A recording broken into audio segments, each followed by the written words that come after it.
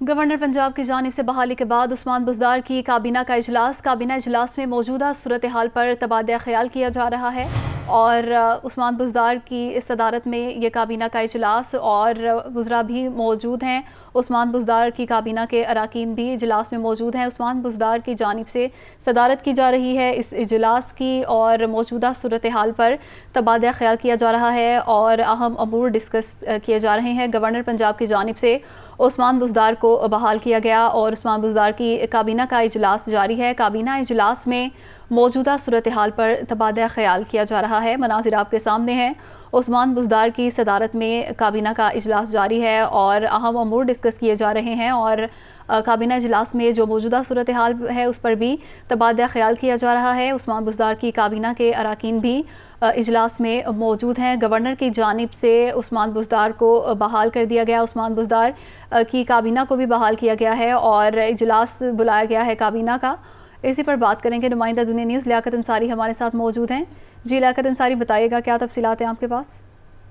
आज इस वक्त पंजाब काबीना का इजलास सरदार उस्मान बुज़दार की ज़ेर सदारत असेंबली सेक्रेटेरिएट में शुरू हो चुका है, जिसमें सूबाई वज़रा जो है वो इजलास में मौजूद है। इजलास को जो है गवर्नर पंजाब के उस हुक्मनामे पर ब्रीफ किया जा रहा है, जिसके तहत जो है वो उस्मान बुज़दार का 1 अप्रैल को दिया गया इस्तीफा जो है वो नामंजूर कर दिया गया है और इस हवाले से स्पीकर पंजाब असेंबली को खत लिखकर जो है वो गवर्नर पंजाब ने जो है वो आगाह कर दिया और कहा है कि वो मजीद आईनी इक़दाम जो है वो स्पीकर पंजाब असेंबली उठाएं। तो दूसरी तरफ ये पोजीशन है कि जो कौमी असेंबली के स्पीकर है राजा परवेज़ अशरफ लाहौर पहुंच चुके हैं। उनका पीपल्स पार्टी के सीनियर रहनुमा सैयद हसन मुर्तजा और दीगर ने जो है वो ओल्ड एयरपोर्ट पर इस्तकबाल किया और वहां से वो सीधे जो है वो गवर्नर हाउस की तकरीब में आएंगे, जहां पर नौमंतखब वज़ीर आला हमजा शहबाज से वो हल्फ लेंगे।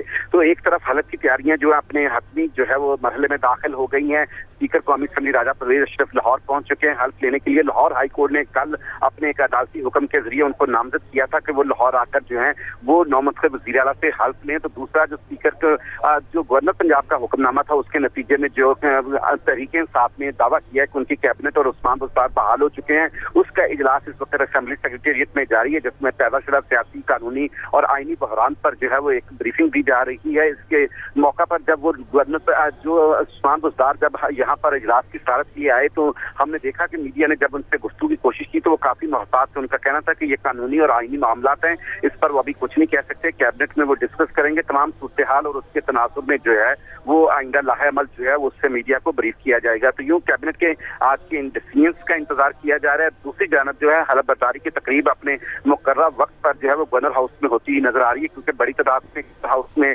आज जो इंतजाम किए गए थे उसमें इजलास जारी है। लियाकत अंसारी, बहुत शुक्रिया आपका।